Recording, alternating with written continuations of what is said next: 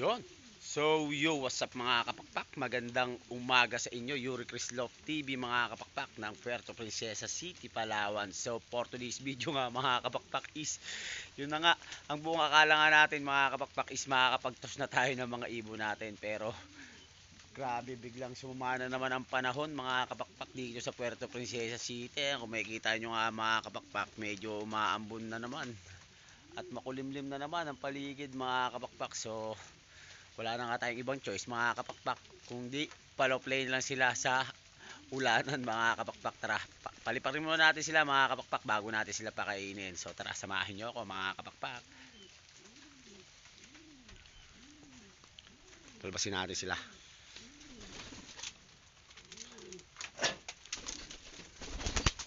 Bas, labas, labas, labas, labas, bas, bas, bas, bas, bas. Bas, dali. Bas.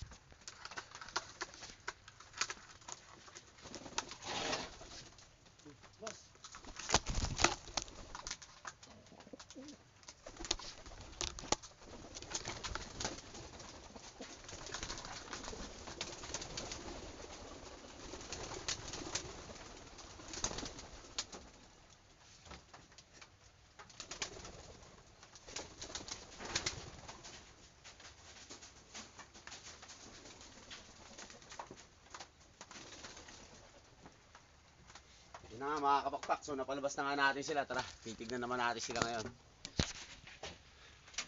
So meron nga tayong mga hindi pinapalabas dito, lalo yung isang YB natin na anak ng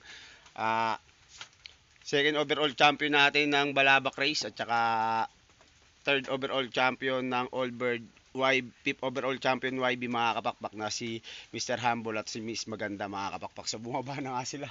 So ito nga isa mga kapakpak, papasilip ko lang, napasintabi lang sa kumakain na medyo madumi yung kulungan natin. Yung isa dun sa baba, laki na. Tingnan natin sila. Ito naman ay mga sanay naman sa ulanan mga kapakpak, yung mga ibon natin. Pero pagdating ng karera mga kapakpak, sumisilong rin. Diba?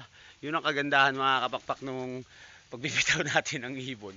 Pagpapalaplay natin ng ibon sa ulanan mga kapakpak. Dahil pagdating ng karera mga kapakpak, sumisilong rin sila. Diba? Ang galing.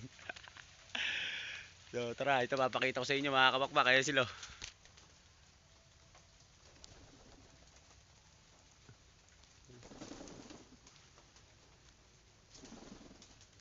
Diba?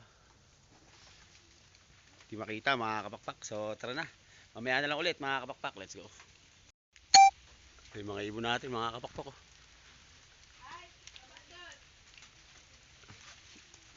Play muna bago natin sila pakainin ngayong umaga.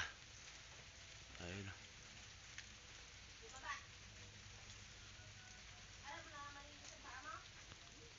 So, habang nagpapalipad nga tayo mga kapakpak is lumapit na nga sa atin yung anak nating si Joshua. Ayun. Nagugutom na ikaw, Jot? Ah, aroy. Gutom na pala yung pusa na yan, kaya pala nang gising na.